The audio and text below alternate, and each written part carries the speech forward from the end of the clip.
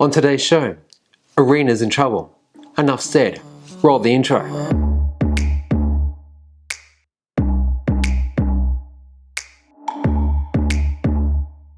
G'day everyone, my name's Chris and this is your show about everything happening in the space of renewable technologies like electric vehicles, solar, wind, battery storage and more.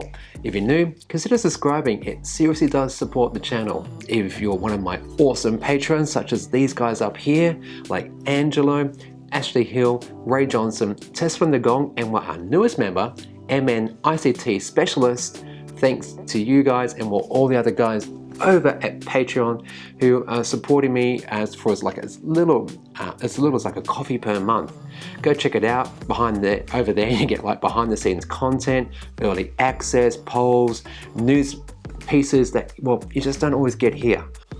This episode is sponsored by Tesla Taxi Australia, and if you're got maybe a special occasion coming up or you want to try a Tesla because you're not very sure as to whether or not it's actually for you, this is your way to do it.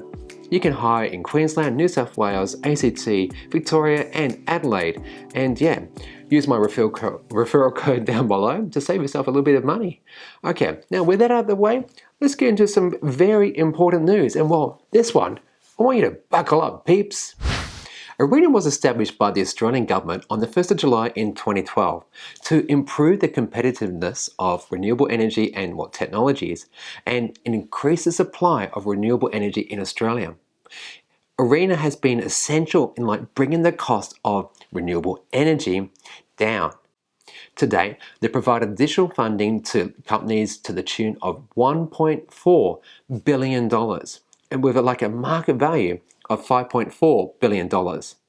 That's 478 renewable projects that might not have seen the light of day without the help of Arena. Now, let's contrast this 9 years of funding of $1.4 billion against the $29 billion of subsidies the Australian government gave our fossil fuel industry in 1 year. Does that seem right to you? No, it doesn't. So, how much do you think Arena is actually asking for? Turns out, $230 million. Yeah, it's a drop in the ocean compared to what our fossil fuel industry gets every year.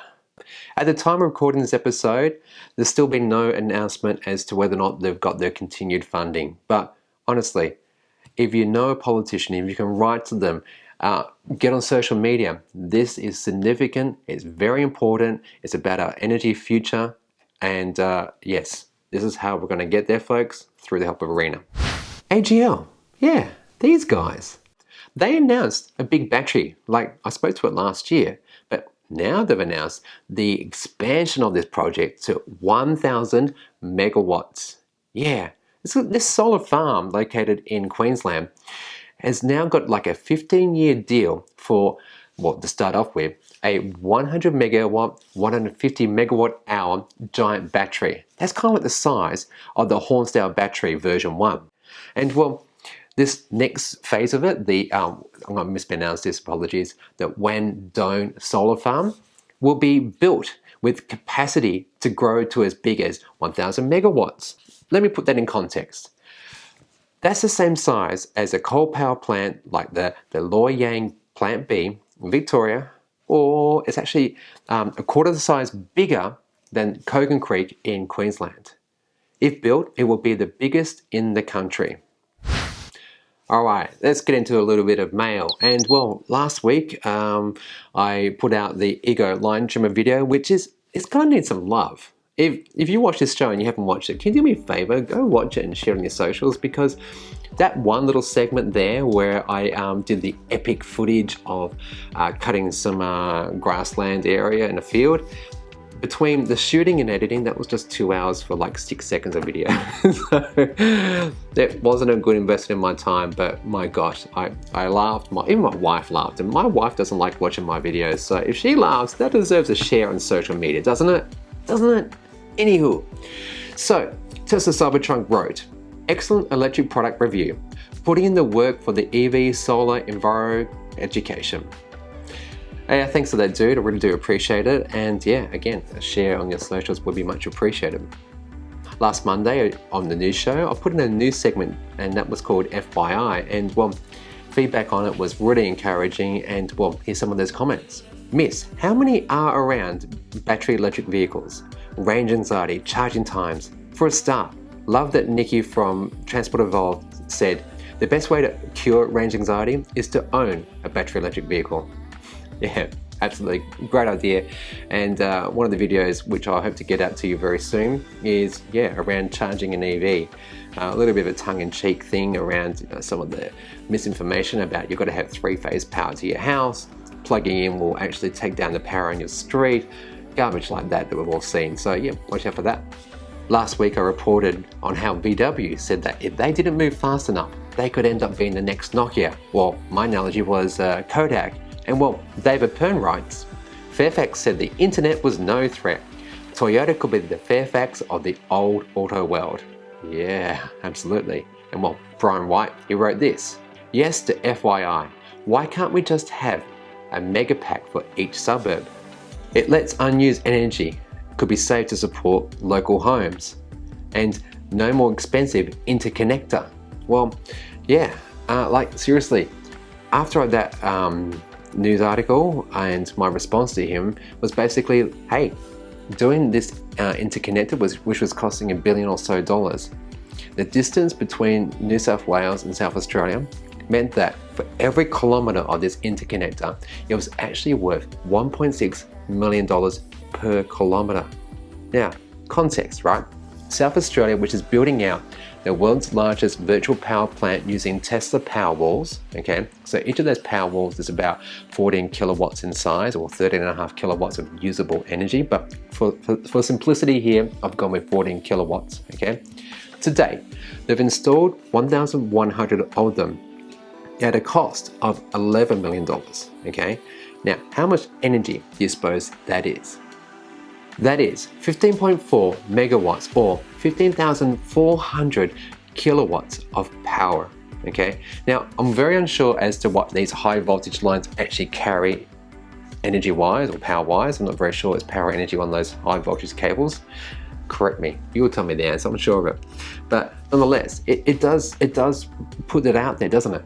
That when you build into a local suburb, or even this house, we've got a Tesla Powerwall here too, and a few times the power has gone down, and well, it keeps the lights on here.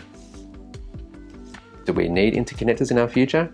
Probably. Well, I guess business and industry does, because let's face it, they will need massive batteries.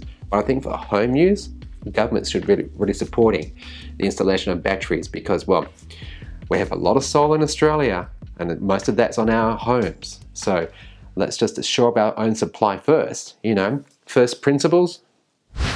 The Clean Energy Council has found that investment in large-scale renewable energy projects in 2019 halved.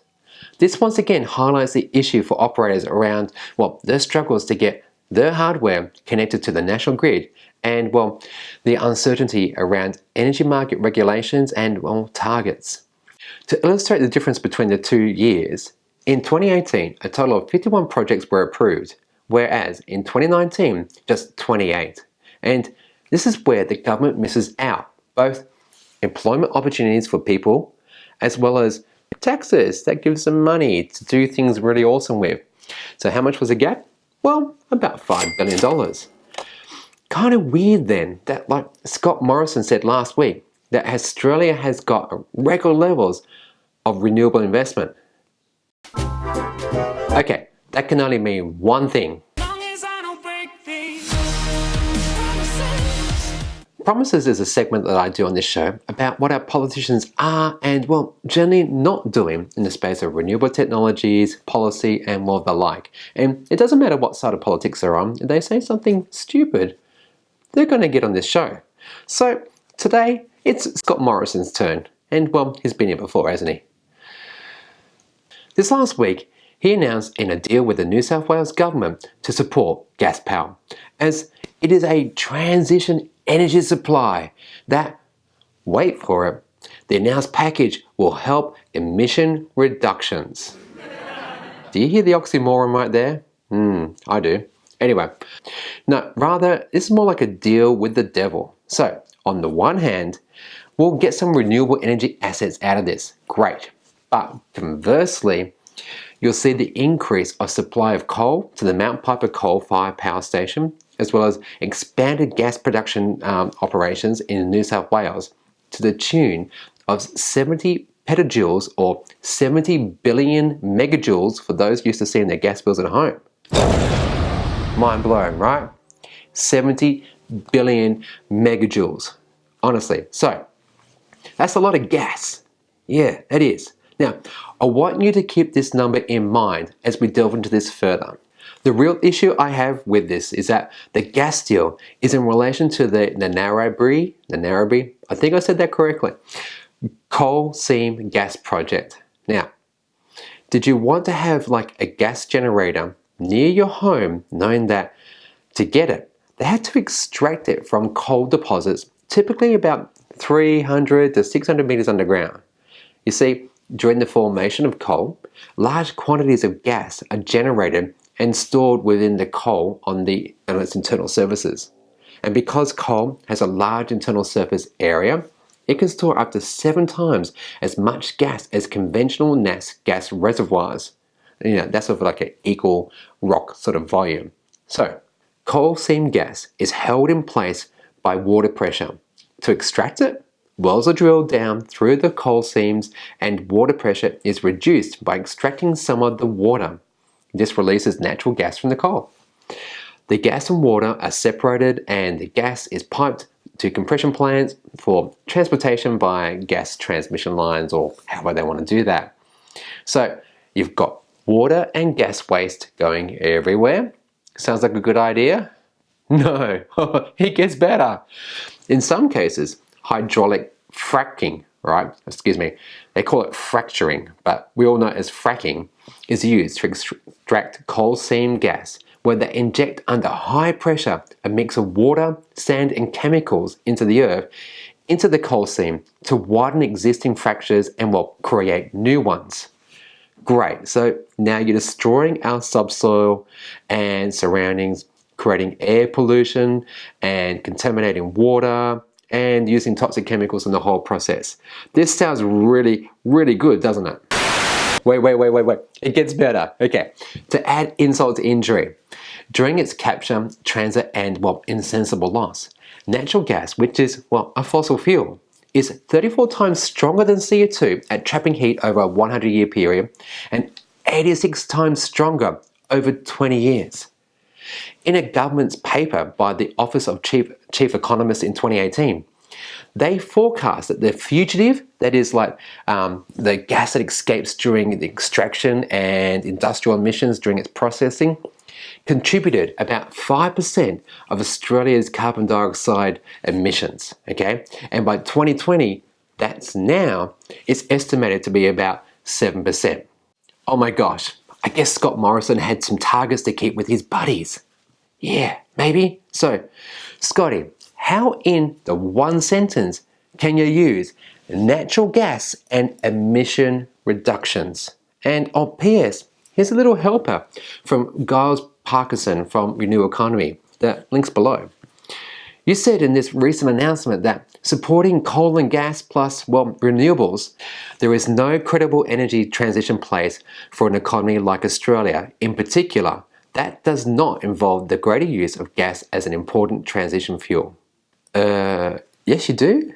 Our very own Australian Energy Market Operator, or AMO, gave you 5 different models very recently on how to keep the lights on and, only use a 10% mix of gas and to continue to basically use it as a peaker plant solution because, in Australia it's quite expensive, and that they're going to be able to phase it out sooner, a lot sooner than later, because, turns out that coal and gas are becoming a lot more expensive than firmed renewables. Yeah, so today I've spoken about big batteries, private companies finding their own with no government support whatsoever to buy these mega batteries to provide lights to tens of thousands of homes. And if they can do it, Scott Morrison, why can't you? Well, I hope you've enjoyed today's show, and yeah, apologies for it being a bit shorter than usual, but basically yesterday I was busy writing a very important piece that I've been working on for the Now You Know guys, so you'll be seeing that very, very soon. And then today I've been out on location doing a lot of shooting, so yeah, I've got some great videos in the pipe ready for you, but they need a bit of work first, so watch out for those. If you've enjoyed the content, please do subscribe. I really do appreciate it, and well, importantly, it supports the channel. If you want to go the next level up, yeah, join me over here on Patreon, where for as little as $1 a month, you get exclusive behind the scenes content, early access, polls, news, and other stuff that you just don't get here. And well, you know, as per usual, thanks to Tesla Taxi, and you be good and be green.